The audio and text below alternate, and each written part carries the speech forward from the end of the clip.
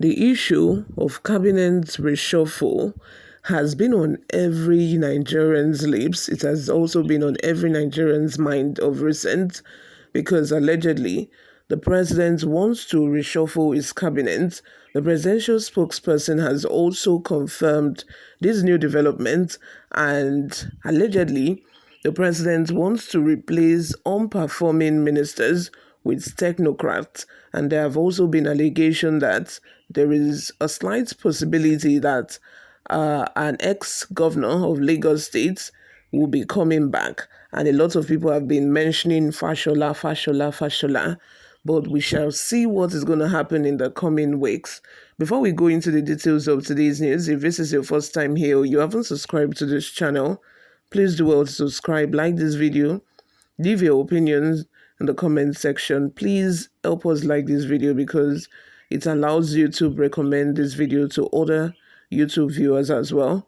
Please like to show your support for this channel. Thank you. Reports has indicated that several ministers and their godfathers have intensified lobbying to retain their position in President Bola Tinubu's cabinet. Recall that the presidency on Wednesday disclosed that Tinubu was planning a cabinet shakeup.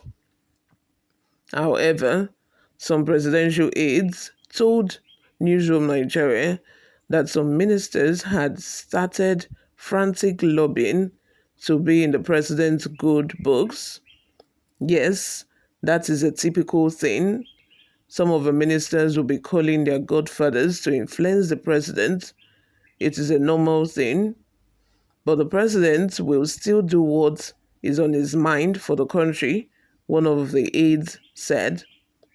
According to the sources, some ministers who are afraid of being dropped from the federal cabinet and their godfathers have intensified lobbying, seeking the intervention of the president's allies and associates, including the chief of staff, Gbajabiamila, for a soft landing. Another top official stated that Gbajabiamila had expressed concern over the intense lobbying and pressure on Tinubu by those seeking assurances on the fate of their proteges in the Federal Executive Council. He explained that the COS advised the president to go to the UK to take some time off. Hence the reason Nigerians did not know about Tinubu's whereabouts for some days. The source stated, since reports filtered out that the president would soon reshuffle his cabinet, it has been under intense pressure. He has been under intense pressure from political godfathers and ministers who are afraid that they may be dropped from the cabinet. Due to the intense pressure, the COS had to advise the president to take some days off in the United Kingdom after concluding the Forum on China-Africa Cooperation Summit in China 2 weeks ago. Remember that for some days, Nigerians did not know about Tinubu's whereabouts. After pictures of his meeting with King Charles surfaced online, people started speculating that he went to London for medical checks. The fact is that he was advised to spend a few days to allow the pressure and lobbying to subside. Anyway, it is not unusual for politicians to lobby on behalf of their words, but Nigerians are not satisfied with the performance of many of the ministers, and the president would have no choice but to let them go. If you are not performing, you have to go, regardless of who your godfather is. I always say this thing that the day that all of these politicians stops using ministerial position as compensations to politicians, that is the day that Nigeria will start developing. That is the day that we will see any significant growth in the country, because it has been a culture that ministerial positions are given to politicians instead of technocrats who actually know what they're doing and what to do to make the country go, who has experience, like vast experience in these fields. No, it's not given to them. It's given to politicians who know how to lobby their way around. They keep lobbying their way. If you support me during campaign, then when I become the president or the governor, I will give you an appointment. That is how it is. Rub my back, I rub your back. That is what happens in politics in Nigeria.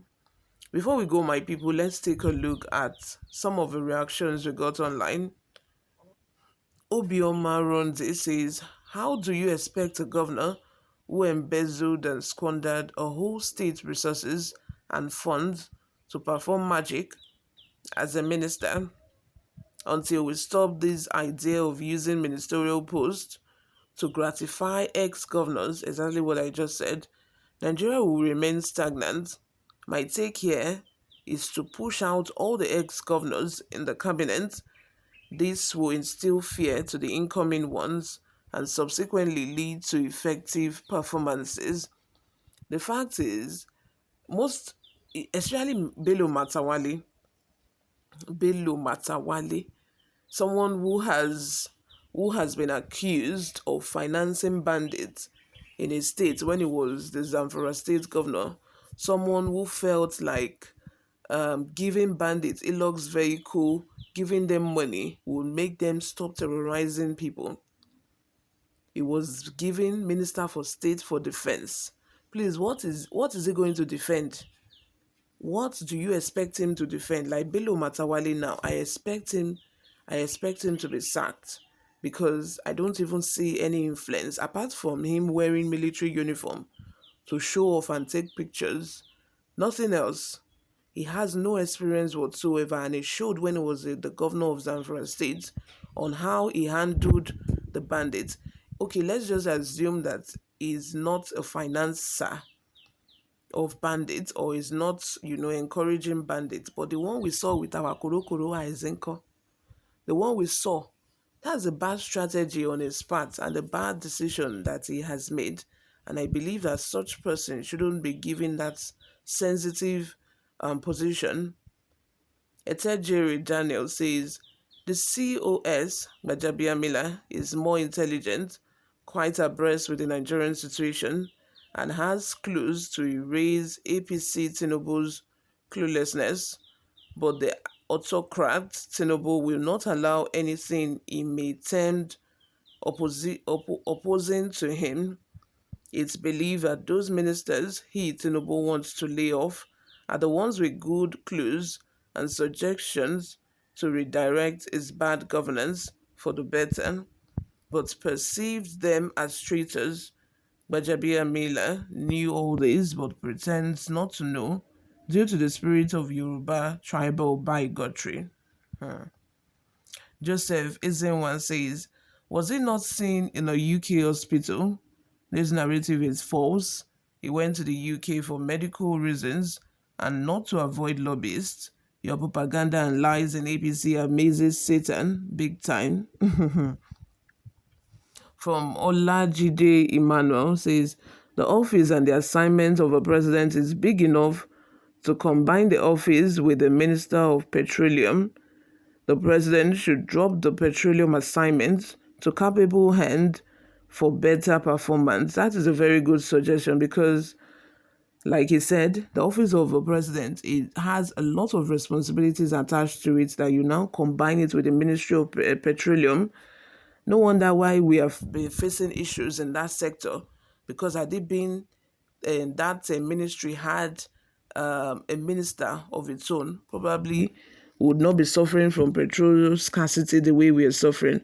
But I also do not blame them for making themselves Minister of Petroleum, seeing that the past ministers have they have only tried to enrich themselves. Look at Alison Desiani, what is her name? The woman that bought even her jewelries were worth millions of dollars. Imagine that is the kind of mentality we have in this country. The mentality to embezzle, thief, and steal. That is the kind of mentality. It's not just the politicians. This applies to every other Nigerian as well.